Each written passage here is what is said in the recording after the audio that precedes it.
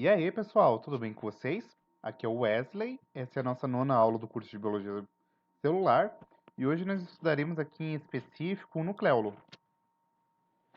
Então, os objetivos da nossa aula basicamente são: primeiro, compreender o que é o nucleolo, compreender, por conseguinte, a sua estrutura bioquímica, as funções fisiológicas atreladas ao nucleolo e, sobretudo, como que o nucleolo ele vai se comportar durante a divisão celular. Beleza? De antemão, o que é importante a gente se ater aqui, simplificadamente, é que o nucleolo se trata aqui de uma estrutura extremamente densa, que ela é visível aqui no núcleo interfásico, isto é, aquele núcleo que não está em divisão celular. Ela foi descrita, a princípio, lá por Fontana no ano de 1781. No entanto, a denominação nucleolo ela se deu somente em 1839 pelo Valentim, tá? É importante a gente saber de antemão que o nucleolo ele pode apresentar-se aqui de várias formas, tamanhos e também número. No entanto, usualmente é mais comum a gente encontrar um único nucleolo que vai estar localizado na periferia aí do núcleo. Então aqui tem algumas microscopias de eletrônica e algumas microscopias ópticas e a gente vai ver que o nucleolo ele vai estar geralmente na periferia, então ele é uma estruturinha aqui mais densa, tá bom? E a gente vai perceber que ele sempre está aqui, ó, na região periférica do núcleo. Aqui tem mais outra microscopia eletrônica. Um detalhe interessante é que o nucleolo está associado também com a heterocromatina, tá? Então aqui não se lembre na aula anterior, eu havia dito que a heterocromatina é aquela cromatina com menor grau de compactação e, consequentemente, uma intensa atividade transcricional. Então, o que a gente precisa saber do nucleolo? Pessoal, bem simples. Ó. Primeiro, trata-se de uma estrutura que é constituída por cromatina e grandes quantidades de RNA, certo? E, não menos importante, é de interesse que vocês saibam que o nucleolo está diretamente atrelado com a síntese de RNA ribossômico. Então, simplificadamente, o nucleolo é justamente essa porção aqui extremamente densa, que vai estar diretamente atrelada com a formação aqui dos ribossomos. E, consequentemente, quando a gente pensa, por exemplo, em uma célula com intensa atividade metabólica, então, consequentemente, você vai ter agora um nucleolo muito mais desenvolvido, tá? Como eu falei anteriormente, ele está localizado aqui junto à periferia nuclear. É importante se vocês saberem que ele está associado aqui com sítios cromossômicos específicos, isto é, as regiões organizadoras de nucleolos, que, como eu falei para vocês, está lá naquela porção próxima ao telômero ou nas constrições secundárias, tá bom? Eventualmente você pode ter uma situação na qual nucleolos se fundem, e aí para vocês terem só um rodapé aqui de livro, um detalhe interessante é que em humanos em especial, os genes que estão diretamente atrelados com a transcrição, com a codificação de RNA ribossômico, estão situados aí em 5 cromossomos aí diferentes. O cromossomo 13, 14, o 15, o 21 e o 22, tá bom? Comumente a gente vai encontrar a heterocromatina em associação aí ao NOR. Então tem aqui uma esquematização, ó. Tem aqui, ó, o NOR do cromossomo 6, tá? Então tem o Q par. E aqui é uma esquematização aqui do nucleolo e justamente a organização atrelada com os NORs. Ah, perdão. Aqui na figura B é uma esquematização, perdão, do cromossomo 5.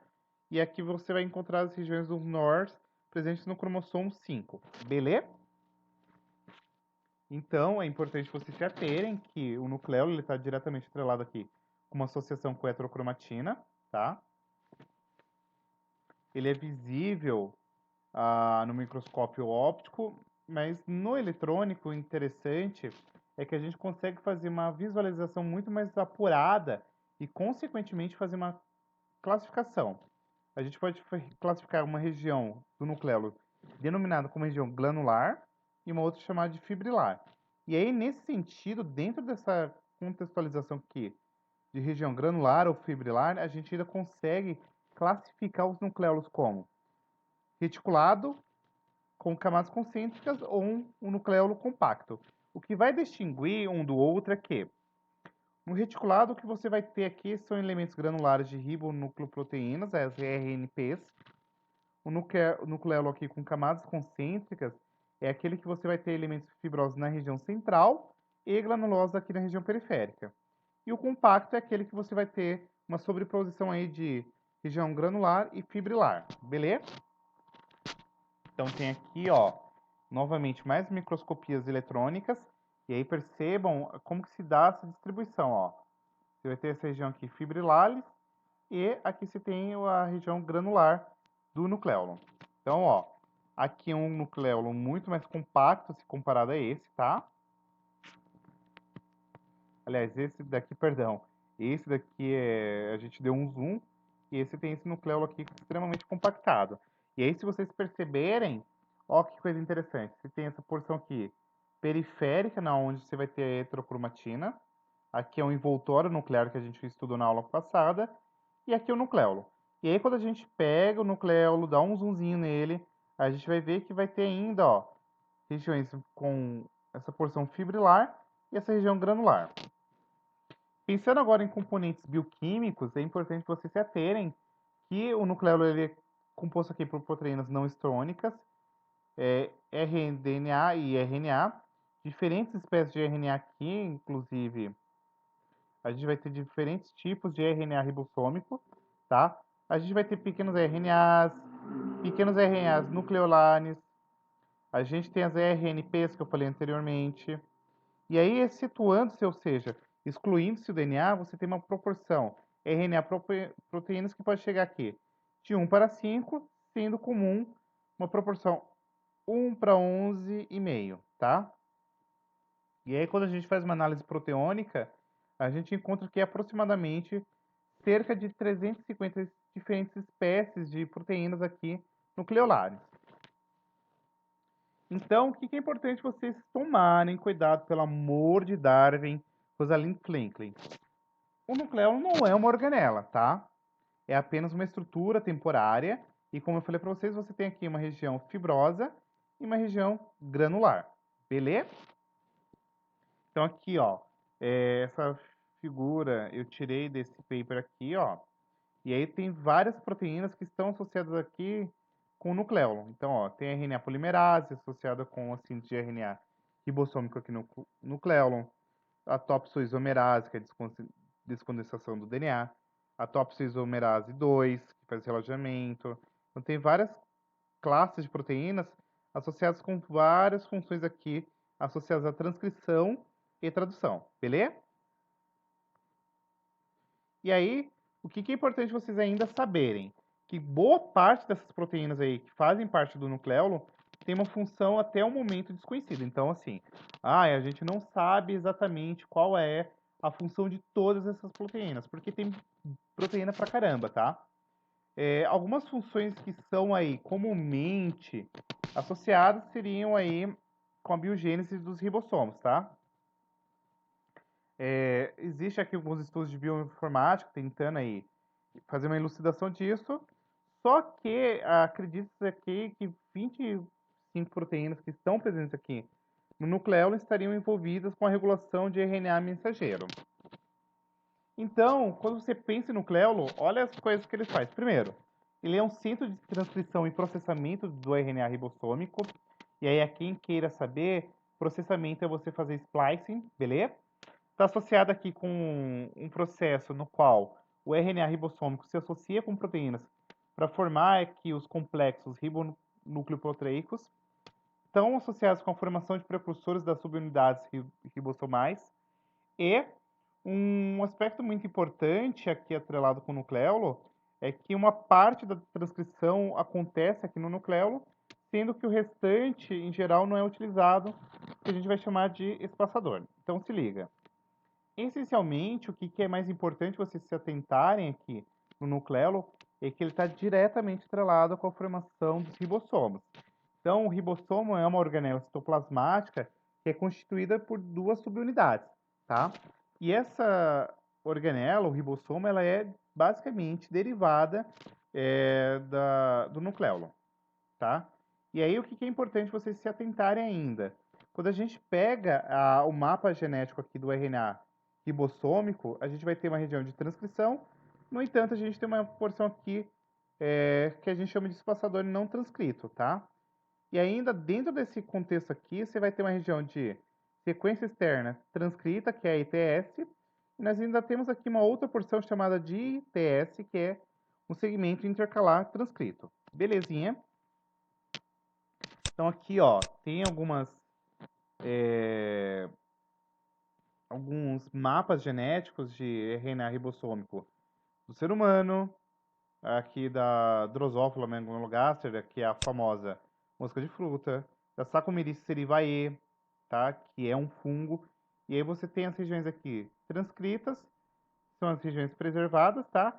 E você tem essas regiões aqui espaçadoras que está em laranjinha, mais claro. E aí, o que é importante vocês se atentarem? Ainda no nucleolo, você vai ter essa unidade de transcrição, tá?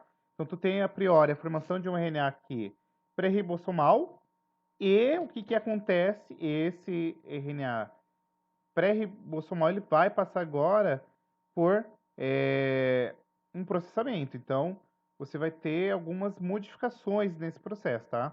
Então, esse transcrito primário, a priori, ele é uma sequência aqui de 3 genes diferentes. Então, você tem aqui o RNA ribossômico 18S, 58S, 5,8S, perdão, e o 28S.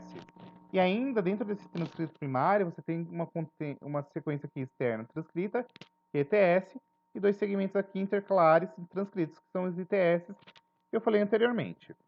E aí o que acontece? Esse transcrito primário, a priori, ele vai ser clivado, sendo que você tem a eliminação aqui das ETS e da ITS, tá? E aí o RNA ribossômico 5S faz parte aqui da subunidade ribossômica maior, juntamente com o RNA ribossômico 28S, e não é transcrito aí na NOR. Então, ó, você tem a transcrição e processamento desse RNA ribossômico no nucleolo, você tem uma degradação a priori, e aí você vai ter a formação das subunidades menores e maior. Beleza? Então, esse processo acontece aqui tudo dentro do núcleo, tá? Você tem a formação aqui do pré-RNA ribossômico, e aí ele passa por esse processo de splicing, clivagem e, consequentemente, a formação aqui das subunidades maior e menor. E é um processo muito bonito, tá? Como eu falei para vocês, esse processo é mediado aqui para fora. Você tem essa translocação para o citoplasma mediado pela esportina, né? Ela vai exportar. Então, sinaliza aqui o complexo do núcleo do poro e faz agora essa exportação, essa translocação para a região citoplasmática. Então, aqui é uma figurinha mais do mesmo, explicando todo esse processo aqui. Eu não vou ficar me alongando. E o detalhe interessante sobre o nucleolo é que o que acontece durante a mitose? No início da mitose, lá na prófase, ele desaparece e ele reaparece aqui na telófase. O aspecto interessante é que, embora você tenha essa dissociação nucleolar, o que acontece? As proteínas e componentes aí que estão envoltos na composição química do nucleolo, elas não se dissolvem aí no citoplasma e aí, consequentemente, o RNA ribossômico ele vai ficar meio que circuncidando aqui os cromossomos ali na metáfase e as proteínas nucleares também vão ficar margeando aí esse cromossomo. O interessante é que o RNA ele vai se deslocar para a porção aqui polar da célula durante a telófase, e aí, consequentemente, as proteínas vão acompanhar os blocos cromossômicos ao longo de todo esse processo, tá? Então, tem aqui, ó, uma figurinha, e aí vocês vão perceber que vai ficar acompanhando os cromossomos durante todo o processo. Você tem uma desintegração dele, no entanto, as proteínas e o RNA que fazem parte do nucleolo, eles não se dissolvem no citoplasma e, de certo modo, eles acompanham o percurso aí do cromossomo durante todo o processo de divisão celular. Belezinha? E aí, basicamente, eu utilizei aqui o capítulo 5 do Alberts, do Fundamentos de Biologia Celular, e é sobre isso, tá bom? Um beijão e até a nossa 10ª aula, que vai começar aí a tratar do sistema de endomembranas. Um beijão, fui!